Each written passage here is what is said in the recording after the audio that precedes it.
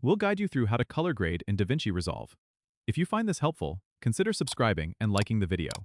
First, open DaVinci Resolve on your desktop and make sure you've imported your footage into the media pool. Then, go to the Edit page and drag your clip onto the timeline. Now switch over to the Color page by clicking the color wheel icon at the bottom. Here you'll see your clip in the center, and below it is the node editor. Nodes are like layers that allow you to apply different adjustments.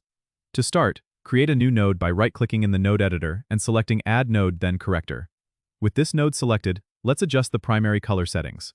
Go to the Color Wheels panel on the right.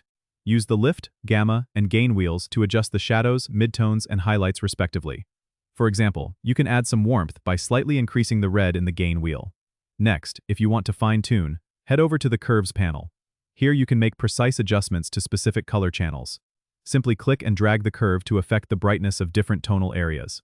For a more cinematic look, you can also use the log wheels to adjust contrast specifically in the shadow and highlight areas without affecting the midtones.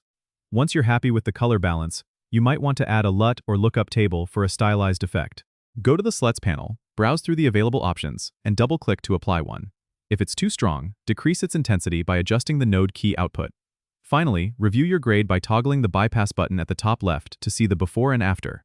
This helps to ensure your color grade enhances the footage without overdoing it.